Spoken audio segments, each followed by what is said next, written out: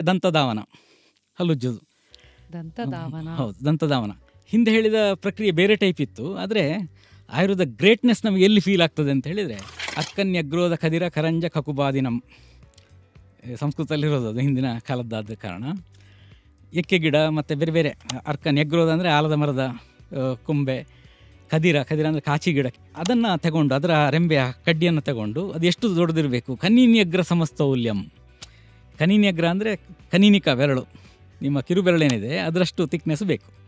ಕನೀನ್ಯಗ್ರ ಸಮಸ್ತೌಲ್ಯಂ, ಅಷ್ಟು ತಿಕ್ನೆಸ್ ಬೇಕು. ಪ್ರಗುಳಂ ದ್ವಾದಶಾಂಗುಲಂ, ಅದ್ರ ಲೆಂತ್ ಎಷ್ಟಿರಬೇಕು ಅಂತ 12 ಅಂಗುಲಸ್ ಬೇಕು, ಅಂದರೆ ಅರೌಂಡ್ 10 ಇಂಚಸ್.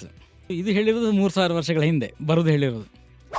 3000 ವರ್ಷ ದಾಟಿ ಬಂದೆವು. ಈಗಿನ ನಮ್ಮ ಟೂತ್ ಬ್ರಷ್ ಏನಿದೆ ಅದು ಇದೇ ಸೈಜ್ನಲ್ಲಿದೆ. ನೀವು ಇವತ್ತು ತೆಗೆದು ನೋಡಿ ಅದನ್ನು.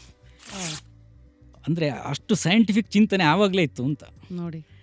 ಆಮೇಲೆ ಈಗಲೂ ಕೂಡ, ಈಗ ಮೊನ್ನೆ ಕುಂಭಮೇಳದ ಟೈಮ್ನಲ್ಲೆಲ್ಲ ಈ ಹಲ್ಲುಜ್ಜಲಿಕ್ಕೆ ಎಷ್ಟು ಜನ ಈಗ ನೀಮಿನ ಕಡ್ಡಿ ಇದೆಲ್ಲ ಹಿಡ್ಕೊಂಡು ಅಲ್ಲಿ ಸೇಲ್ ಮಾಡ್ತಾ ಇದ್ರು. ಏನೇನೋ ಕೋಟ್ಯಾಧೀಶರೆಲ್ಲ ಆಗಿದ್ದಾರೆ. ಫಸ್ಟಿಗೆ ಕ್ರಷ್ ಮಾಡಬೇಕು, ಒಸಡಿಗೆ ಡ್ಯಾಮೇಜ್ ಆಗದ ರೀತಿಯಲ್ಲಿ ಕ್ರಷ್ ಮಾಡಬೇಕು ಅಂತ.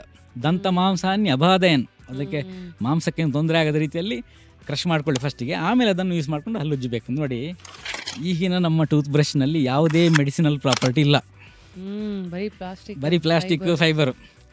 ಆವಾಗಿನ ಈ ಟೂತ್ ಬ್ರಷ್ಷೇ ಮೆಡಿಕೇಟೆಡ್. ಹಾಗೆ ಆ ಓರಲ್ ಕ್ಯಾವಿಟಿ ಹೆಲ್ತನ್ನು ಚೆನ್ನಾಗಿ ಇಟ್ಕೊಳ್ಳಿಕ್ಕೆ ಅದನ್ನೇ ಹಾಗೆ ಮಾಡಿಕೊಂಡ್ರು. ಸರಿ, ಇವತ್ತಿಗೆ ನಾವು ಸಿಟಿ ಜನ ಏನಾದ್ರು ಇದನ್ನು ಟ್ರೈ ಮಾಡೋಕ್ಕಂದ್ರೆ ಏನೇನು ಉಪಯೋಗಿಸ್ಬೋದು? ನಾನು ಹೇಳ್ತಾ ಇರೋದು ಏನಂತ ಹೇಳಿದರೆ, ಈಗ ಅದನ್ನೇ ನಾವು ತಂದು ಉಪಯೋಗ ಮಾಡಬೇಕು ಅಂತಲ್ಲ, ಮಾಡ್ಕೊಳ್ಬೋದು, ಮಾಡಲಿಕ್ಕೆ ಸಾಧ್ಯ ಆದರೆ ಮಾಡ್ಕೊಳ್ಬೋದು. ಆದರೆ ಆ ಕಾನ್ಸೆಪ್ಟ್ಗಳಲ್ಲಿ ಎಷ್ಟು ಸ್ಟ್ರೆಂತ್ ಇದೆ ಪ್ರತಿಯೊಂದರಲ್ಲಿಂತ ಒಂದು. ಎರಡನೇದ್ದು, ನಾವು ಪುನಃ ಮರಳಿ ಅದಕ್ಕೆ ಹೋಗ್ತಾ ಇದ್ದೇವೆ ಅಂತ. ಫುಲ್ ವಿಡಿಯೋನ ನೋಡಿ ಆನ್ ರ್ಯಾಪಿಡ್ ರಾಶ್ಮೀಸ್ ಯೂಟ್ಯೂಬ್ ಚಾನಲ್.